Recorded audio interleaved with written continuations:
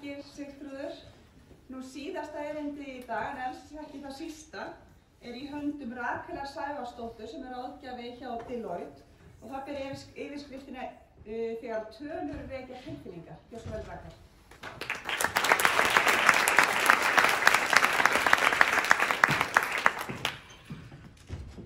Já, takk fyrir. Kæra Elísabet, kæru fundargestir, það ótrúlega gaman að fá að vera með ykkur hér í dag.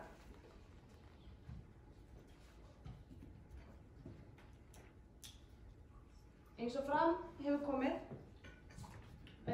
já, fyrirgefðu, ég ætla að byrja að byrja. Ég heiti Rakel Eva, ég ætla að kynna mig.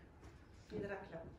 Og ég ætla að segja ykkur sögu. Ég ætla að segja ykkur sögu af Gunnu og Jóni. Og vegferðin hefst árið 2005. Þau höfðu útskrifast saman og voru meistaranámi við Háskóla Íslandi. Á útskriftinni 33% karlar og 68% konur. Þau ráða sér bæði hjá fyrirtæki með 50 fleiri starfsmenn. Og staðan þá kvenstjórnendur eru þá 10%. Það brjálæðislega gaman hér með vinnunni. Hagkerfið á blússandi siglingu, allt að gerast, þau eru barnlaus og mikið að vera og framtíðin björt. Jóni boðið í veiðiferð með körlunum í vinnunni, helstu stjórnendur fyrirtækisins, og Gunni boðið í kokteil sem hún mætir í. Svo gerist það að hrunið kemur 2008 og það hefur gríðarlega mikil áhrif á þau. Þetta lífsreynsla sem var erfitt að ganga í gegnum og það fékk þau til að endurhugsa það sem skiptir máli í lífinu. Þau bæði halda vinnunni sem heppin, en þau hugsa hvað það sem skiptir máli í lífinu og þau voru það heppin að þau eignuðust barn saman.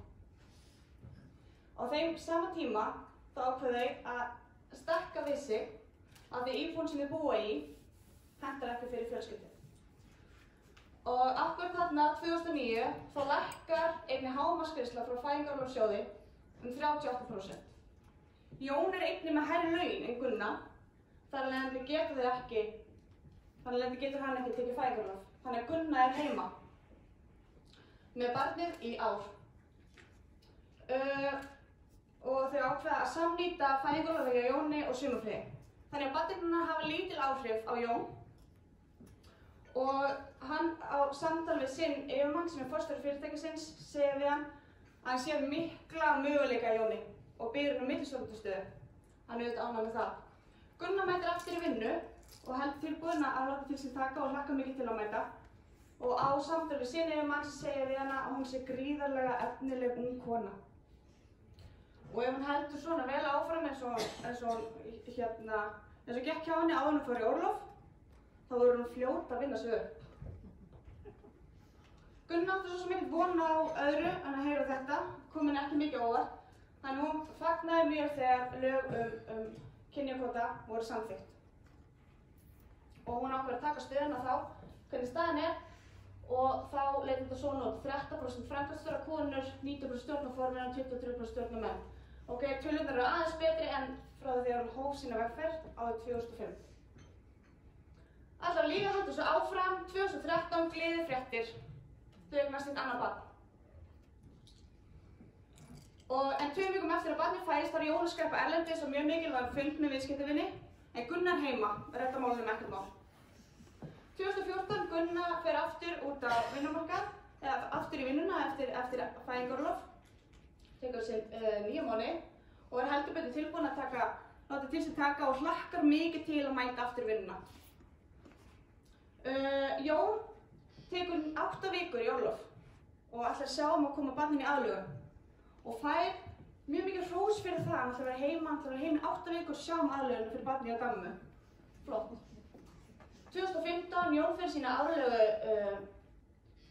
árlegu veiðiferð með körlunum í vinnunni.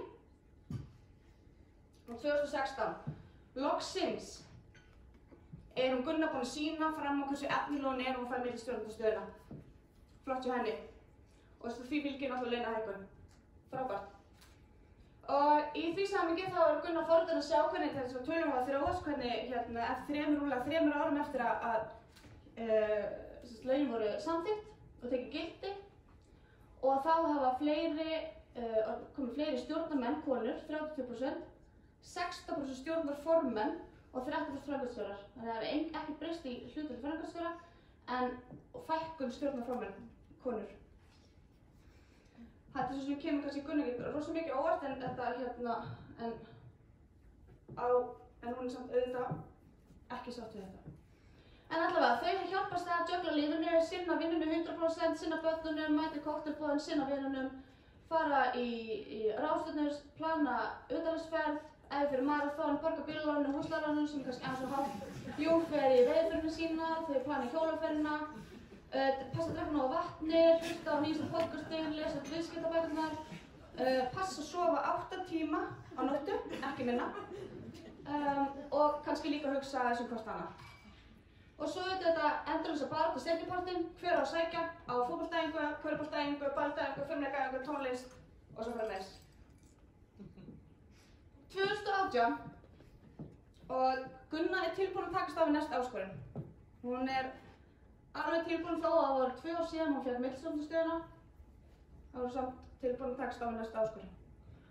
Og það kemur tækifæri í byrjun árs 2019. Það eru hreyfingar á markaðnum og það eru 6 forstjórastöður að losna hjá skráðu félag á markaði. Og Gunnar hugsa með sér, núna er tækifæri. Nú ætla ég, nú er tækifæri mitt. Ég er algjörlega tilbúin að takast á við þetta. Og hún hugsa líka með sér að það eru góðir hlutir búin að vera að gerast í jafnréttismálum eftir að lögin tóku gildi. Og hún er alveg viss um það að atvinnulífið ætlar núna að bregðast við og breyta og grípa tækifæri. Því að hún veit að staðan er svona að forstjórar skráðra félaga eru 20 karlmenn, engin kona. En hún hugsaði með sér, atvinnulífið, trúi ekki öðru, atvinnulífið mun bregðast og breyta. Bregðast við og breyta rétt. Þannig að hún sækir galvösk og alveg viss að þetta sé tími núna. Og hvað gerist? Gunnar fær ekki vinnuna og atvinnulífið, það tók ekki við sér. Það breytti ekki rétt. En nú er ég búin að segja hvernig frá hvernig þetta er hjá skráðu félögum. Getur verið að þetta sé svona á öllu vígstöðum? Er þetta svona alls staðar? Er bilið svona breytt? Skoðum, fyrirtæki með 54 starfsmenn 2018, svona eru hlutföll í stjórnarfélag, 33% konur. Góða fréttir. Frá því 2005 þegar Sagan, sem ég var að segja ykkur frá áðan, frá Gunnu og Jóni, þá var staðan þannig að það var 12% konur í stjórn. Þannig að þetta hefur aðeins tókast áfram en ekki komin á þann stað sem við viljum hafa það. Stjórnarformenn 17%, framkvæmdastjórar 13%. Þetta eru allavega tölur sem ég fæ sting í magann. Það veikir upp ákveðnar tilfinningar hjá mér, þessar tölur. Rifjum aðeins upp. Brautskráð með meistaragráðu árið 2000. Við gerum ráð fyrir að þessi einstaklingar séu 26 ára meðaltal, eða meðalaldur séu 26 ára sem útskrifast með meistaragráðu. Þessi einstaklingar eru 45 ára í dag.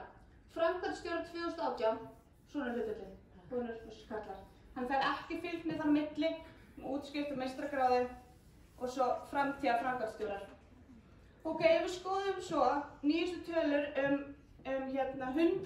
100 stærstu fyrirtækin í dag með við veltu á Íslandi. Hvernig staðan þar? 11 konur eru forstjórar stærstu 100 fyrirtækja. Næsta dag. Ok, þannig að atvinnulífið stendur ekki vel á vígi og getur verið að ríkið sé leiðandi.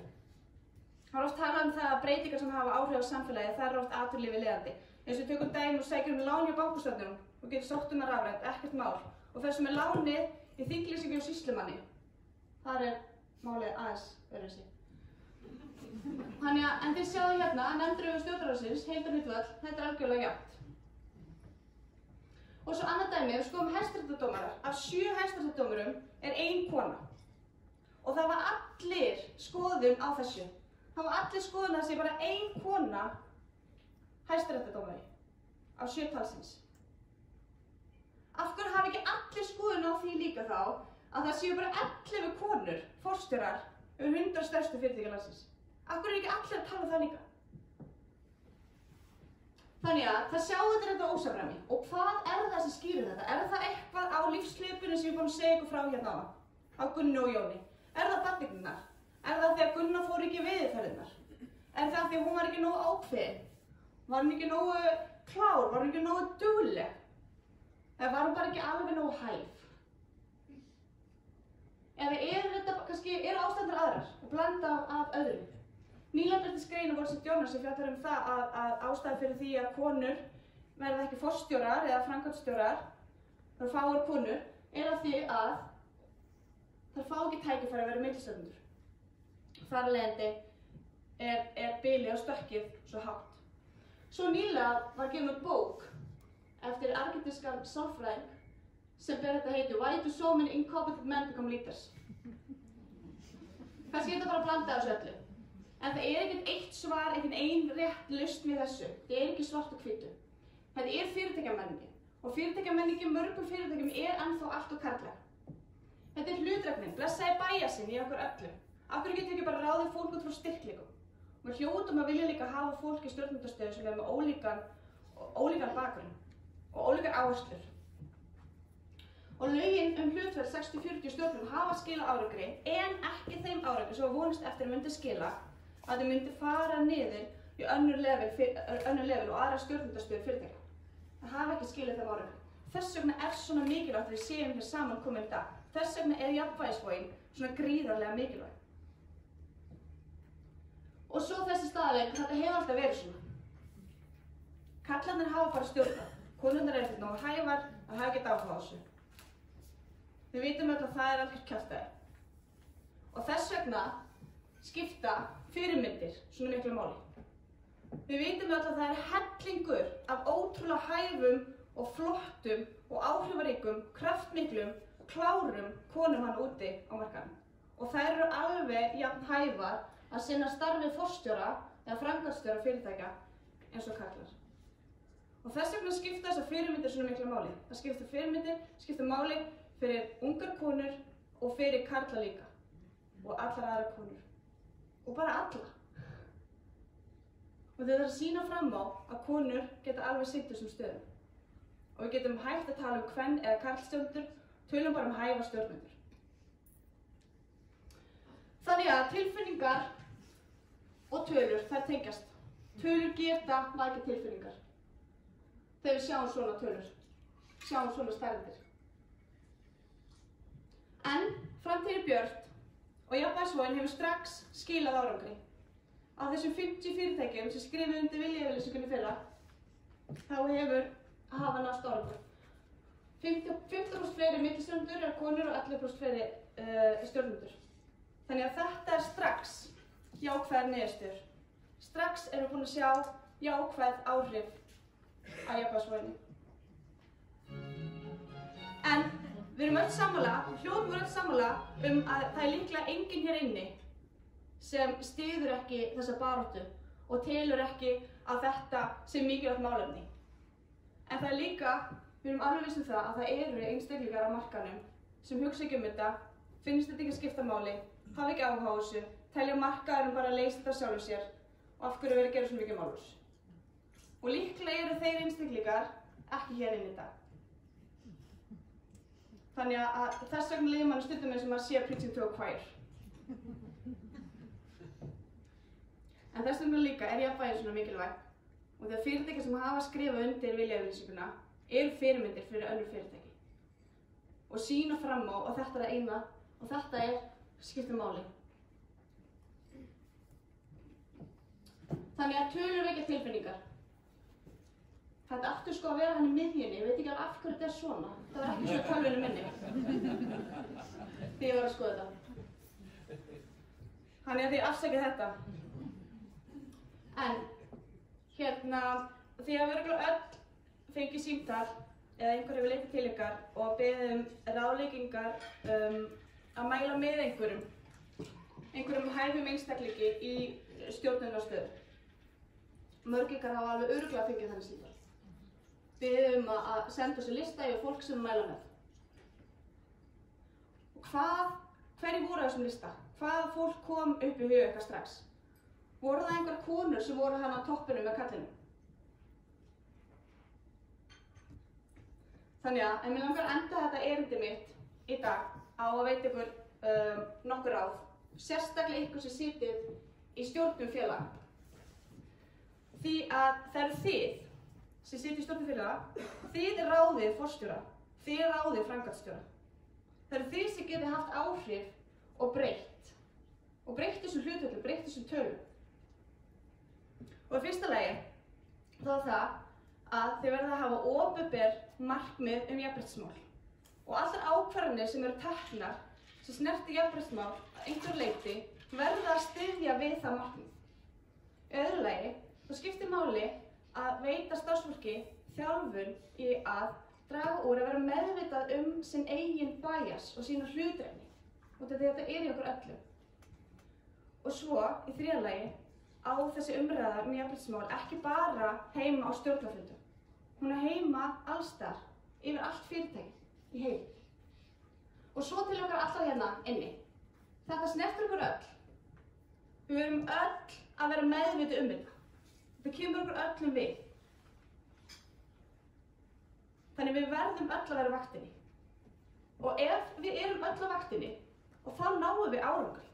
Það er bara svo einfalt.